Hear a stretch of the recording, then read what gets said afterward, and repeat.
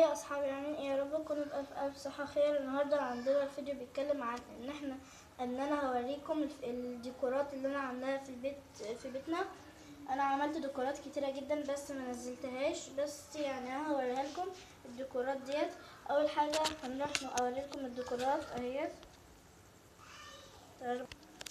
اول حاجه انا عملت الديكور ده ان هو كان عندها نجفه قديمه واتكسرت، وانا خدت الاطباق بتاعتها ولزقت فيها من اللي هو بيلمع ده، مش عارفه اسمه ايه، بس انا جبته من المكتبه ولزقته عملته على شكل قلوب الاحمر والاسود علشان بيشبه لكل حاجه. يعني عندنا احمر واسود كتيره في بيتنا، فعشان كده انا اخترت تحديدا فيه ان انا اجيب الاحمر والاسود. تاني حاجه ان انا جبت طبق وحطيت فيه برضو الكرات بتاعه النجفه، وحطيت فيه بعض من الزواق اللي هو بتاع الافراح على مرتبه الشاشه، وبرضو تحت اللي هي الحاجات بتاعه النجفه حطيت برضو حاجه النجفه هنا اللي هي البتاعه ديت بتاعه النجفه، وكاس صغير جدا، وبرضك حطيت فيه لميع من اللي بيلزق اهو،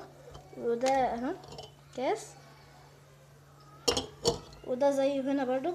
وهنا عملت برطمان قديم غلفته، حطيت فيه قماش لفتها فيه، عملت ثبتها بمسدس شمع ولزقت فيها حاجات اهو، وعملتها برضك كده برضك زي ديكور كده في البيت.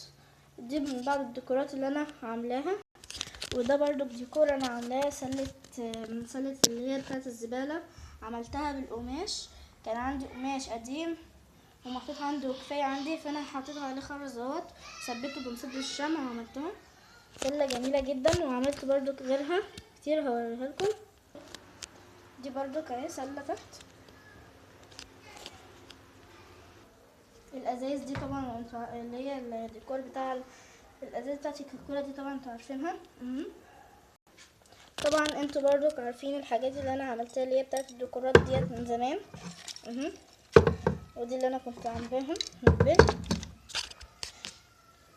ودي برضو كانت عندنا بتاعت سمك قديمه بس باظت، فاحنا كنا هنرميها، فانا استفدت منها ان انا اعمل لها احط في جواها ميه، واحط برضو بتعمل زي نجفه وشجر كده عليها، حاسه ان هي زي الديكور برضو. دي الديكورات اللي عندنا في بيتنا.